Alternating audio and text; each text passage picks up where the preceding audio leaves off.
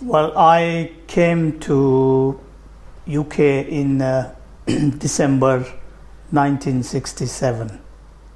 From Kenya. I was born in Nairobi, and I came with my mom and my two younger sisters around December time. I think I would say probably 2 days before Christmas, and we landed at Heathrow.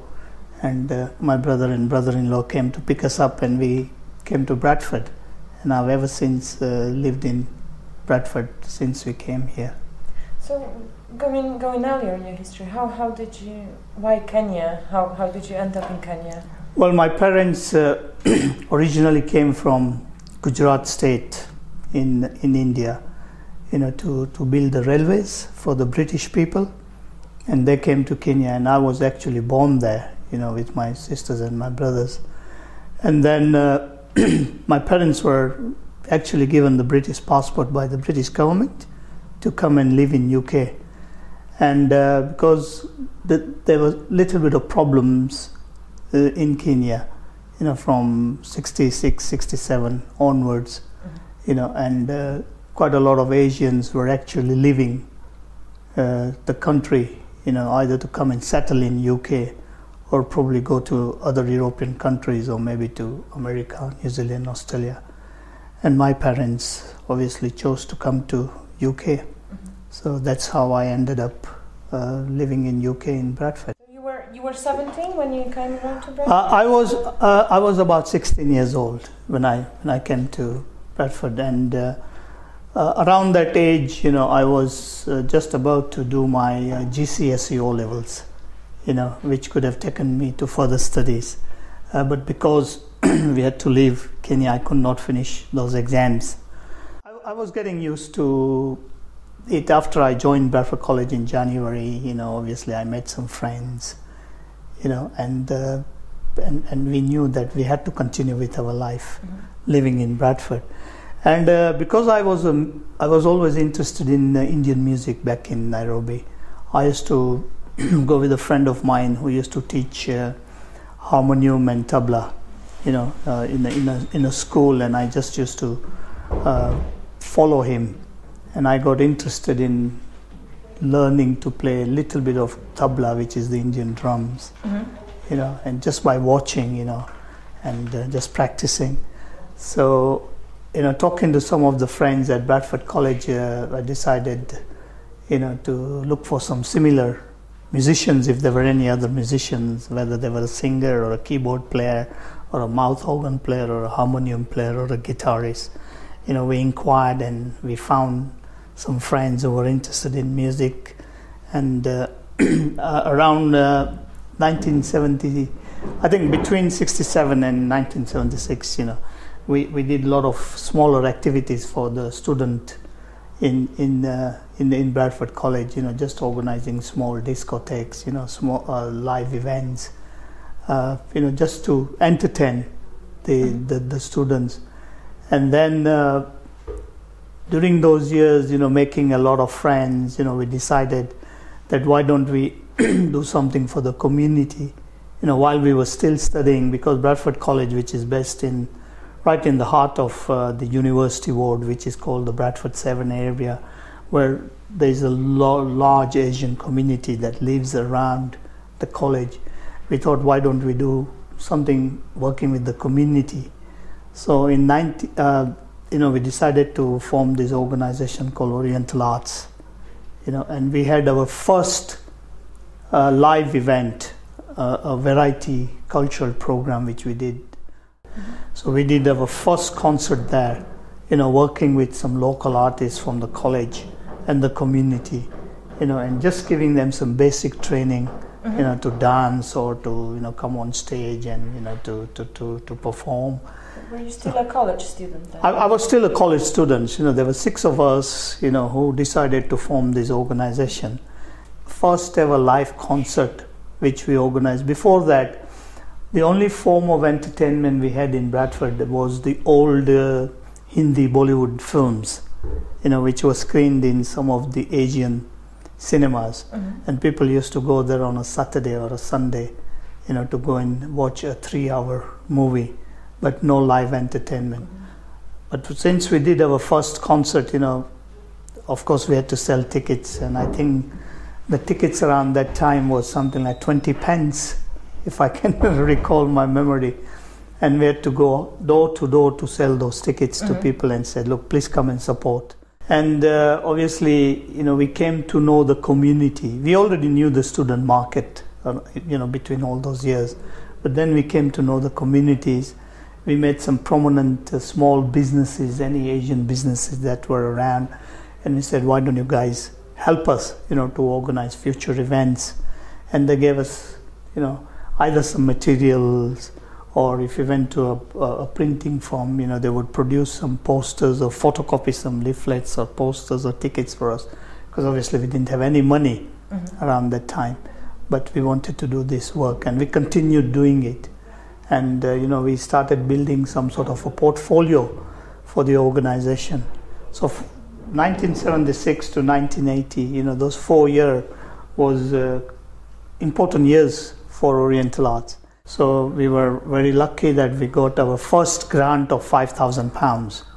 And that's a lot of money back then, yeah? Well, 5,000 of course was a lot of money, and of course we didn't know how to spend, or we didn't know how to account for that money. So we were told we had to form a committee. We have to have a chairman, we have to have a secretary and a treasurer, and we have to have a part-time worker to actually run the organization.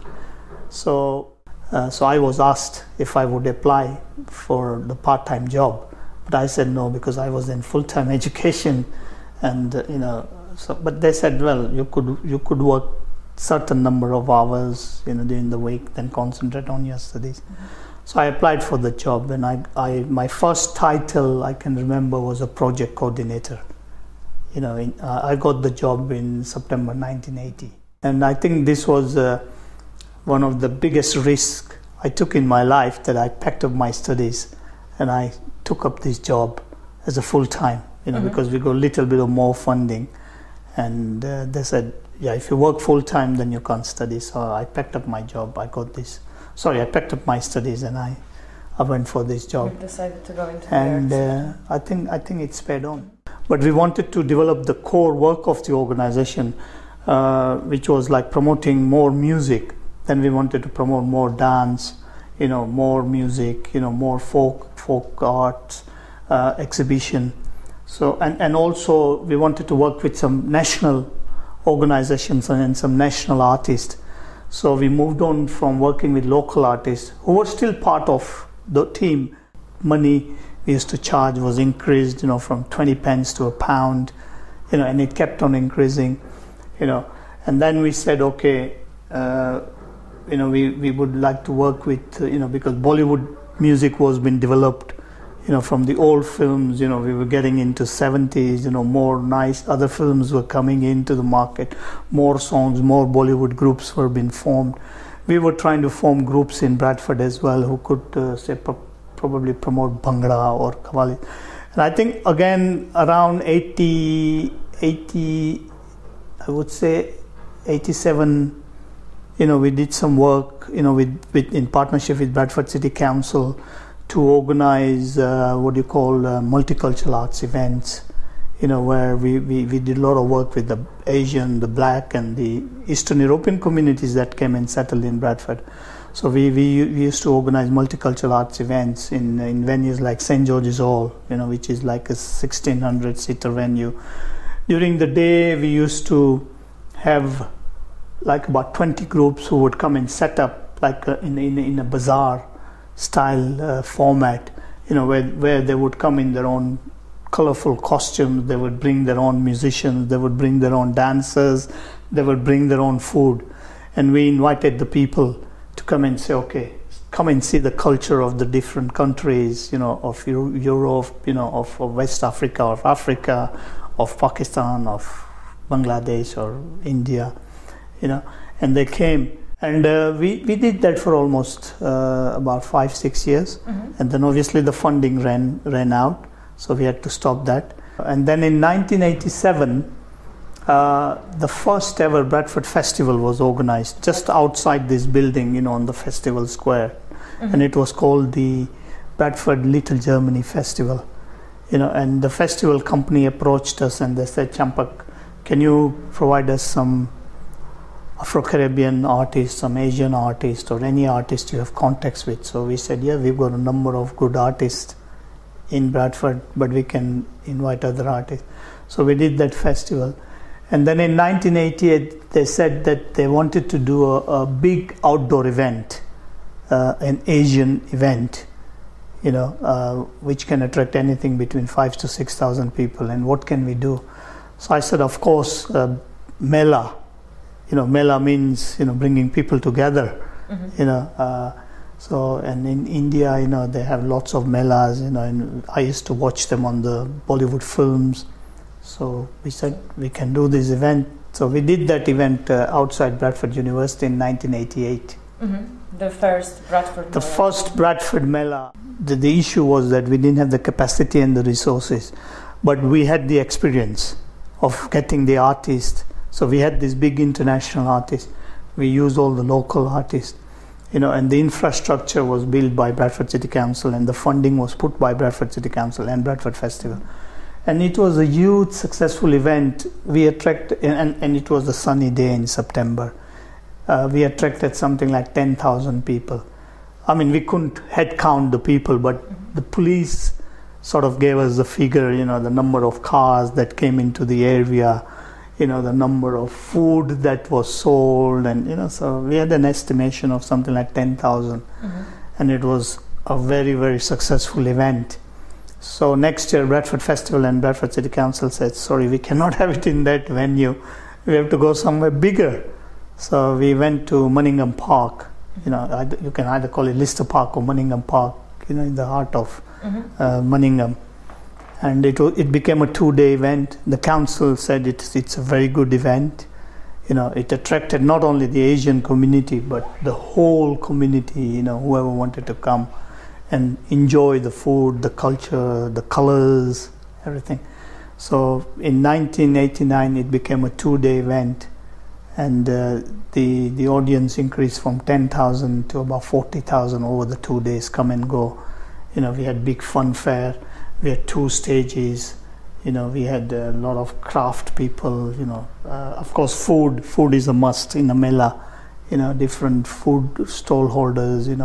We used to have African food, Chinese, Asian, Sri Lankan, Bengali, you name it, and we had all this. Community response has changed throughout those 40 years. In the beginning, I would say probably in the beginning we had a lot of problems actually attracting the communities to come and see live events, because as you know, Bradford, right from the beginning, Bradford has got a very large Muslim community, who came here to work in the textiles industry, and it was the older people who came, and all they knew was to just go and work.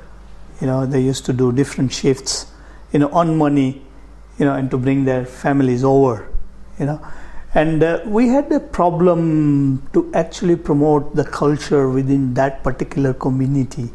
We had to convince them, we had to persuade them, because I think because of the religious aspect, there was certain Orthodox Muslim, would say, sorry, we cannot take part in music and dance, because it's not allowed. But we said, everything what we did was to promote a culture. There wasn't anything that we did which was bad. Because a lot of people thought, oh, having a fashion show in a Mela, which is bad. They probably think girls going in bikinis and all. And we said, no, that's not our aim.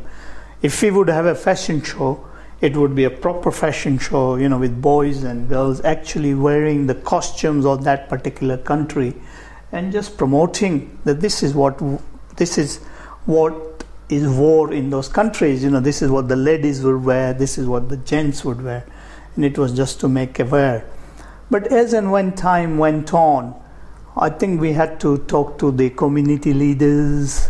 We had to talk to the mosques, we had to talk to the gurudwaras, we had to talk to the temples, and we said all these activities is to promote the culture in a more positive way, and to create a good race relations exercise I mean, we had a lot of problems around that time, with the skinheads. In my student days, I know, that we were beaten by skinheads, if we went to a certain no-go areas. They would probably say no-go areas. But they forgot, that the Asians were coming into Bradford and they were living here. They were making Bradford their home. They were investing in opening businesses. There were organizations coming. There were children going to schools. Yes, there was tension, but at the same time, through our organization, because our aim was to build good reconciliation and to make people aware about each other's culture, and we did that through culture and music, which I thought, which is very universal. Music has got no language, so people can. I mean, we have invited, big stars like Pandit Ravi Shankar, who introduced the sitar to the Western world. He worked with top guys like Rolling Stones and Beatles, and when we brought him into Bradford, we had a lot of English white students. We had a lot of English people who came, and because they knew that particular artist, they knew that instrument, and and this is what we were doing, and this is what we were good at. So we have created some good restorations exercise. I know that when we started the Mela, we were challenged by the National Front, by Combat 18, and saying, a lot of Asians, coming into our park and, making it dirty, and, and we said, look, it will be cleaned. It was Bradford Council's responsibility to clean the park, and they did it, and it gave opportunities to the young, to the families who came to the Mela, and touch wood, we have never had serious problems in the Mela. And every person the media spoke to, everybody would go home with a smile and say, I've enjoyed it. When is the next one? We would like to come and see that. So you could see that we started some work in South Asian, promoting Asian culture, South Asian culture. That started events like multicultural arts events. It started Bradford Black International Festival. It started the Mela. It brought other organizations in Bradford. There are lots of other organizations running who are promoting their own cultural activities. So we feel proud that we took an initiative back then, and now we can see the results. The music has changed. All the traditional artists are still there, but there are new young artists, coming. They're bringing, the hip hop, the R&B. They're mixing Bollywood. They're mixing Bhangra. They're mixing R&B. And I have seen, from 1976, ever since I came into this industry and working with Oriental arts, we worked with the older generation. We worked with the younger generation, and now we're working even with the younger generations, the third, the fourth generation, and we still have people coming to us and say, look, we would like to see this sort of events, if you can help us. We've got individual people coming to us saying, I want to be a musician, can you sort of put us on the right track? So you can see that what the culture can do, it can change people's attitude. And I think music and dance and the culture is a more positive weapon we can actually use, to bring different communities together. I mean, we still have tensions in Bradford. Bradford always has had a bad name, ever since we had the major riots around 2001. But we do get negative stories, but at the same time, we do get positive stories for Bradford. And, we tend to intact, and we keep the positive stories of what Bradford is. And I think Bradford is like a city of culture, No, I know that we didn't get the city of culture status, but I see, that we are still the curry capital of UK, So there are a lot of things happening, and I have seen things changing in Bradford, and I also see that things will change in Bradford. My other 5 founders of Oriental Arts have become businessmen. They've moved away, and they're saying, you're still in Bradford. But see, I'm committed. I'm committed to culture. I like promoting culture. I like music. I go to India, I study about the culture. Anything what I study, I want to bring it back through my work. I want to promote that. So I'm keeping my fingers crossed, and that I'm still very positive. That the organization will sustain itself. And maybe another young person, who could probably say, "You're right, Champak, when you retire, I want to take your job." So maybe I want to mentor some young people. I want to bring them into culture. I want to bring them into arts. And I know that, arts and culture can be a strong weapon, and it can change people's attitude. No matter how negative they are, but once they come to some of these events, and I have seen people who have never been to any Asian events, but when they come and see the Bhangra event or any other event, and they say, "Wow, I would like to come back and see more of these events." I think Oriental Arts has been part of everything that has happened, no matter how small or how big. But Oriental Arts has been part of that link. They have been part of that pathway, and to continue, we will still be part of, whatever happens in Bradford. But not only in Bradford, whatever good happens in Bradford, we want Bradford to be used as a good model, like the Mela. So any other good thing that happens in Bradford, we want Birmingham and London to come and tell us, "Okay, how did you do it? Can we work with you?" And that's what I would like to see. Great. Yeah, that's what I would like to see. Yeah. Thank you. Yeah, you're welcome.